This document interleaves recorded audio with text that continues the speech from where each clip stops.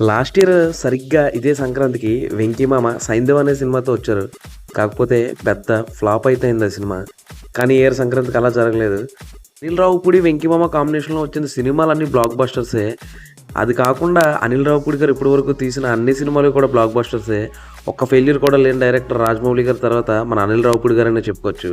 ఈ సంక్రాంతికి వస్తున్నాం అంటూ వచ్చిన ఈ సినిమా అయితే సరికొత్త రికార్డులు అయితే క్రియేట్ చేసింది. ఫ్యామిలీ ఆడియన్స్‌కి ఒక సినిమా నచ్చితే ఏ రేంజ్‌లో బ్లాక్ బస్టర్ అవుద్దో మరొక్కసారి వెంకటేష్ గారు తన స్టామినా ఏంటో మళ్ళీ చూపించారు. ఎందుకంటే ఈ సినిమా 50,00,00,000, 100,00,00,000 కాదు, ఏకంగా 5 రోజుల్లో 160,00,00,000 అయితే సాధించింది. ఇప్పుడున్న సీనియర్ హీరోస్‌లో 100,00,00,000, 200,00,00,000 సాధించింది ఇప్పటివరకు మెగాస్టార్ చిరంజీవి గారే అనుకున్నాం. ఆ తర్వాత రీసెంట్‌గా 100,00,00,000 జోన్‌లోకి అయితే బాలకృష్ణ గారు కూడా ఎంటర్ అయ్యారు. కానీ ఒక్కటి కూడా నీకు 50,00,00,000 షేరు లేదా 100,00,00,000 గ్రాస్ సినిమాలు లేవని చెప్పేసి 'వెంకీ మామ'ని అయితే కామెంట్ చేస్తూ ఉండేవారు. కాకపోతే అలా కామెంట్ చేసిన వాళ్ళందరూ ఈ ఒక్క సినిమాతో సమాధానం చెప్పినట్టే అయ్యింది. ఎందుకంటే 5 రోజుల్లోనే 160,00,00,000 అంటే అది మామూలు విషయం కాదు. అది కూడా ఫ్యామిలీ సినిమాతో ఈ రేంజ్ కలెక్షన్లు సాధించడం ఒక్క 'వెంకీ మామ'కే సాధ్యమవుతుందది.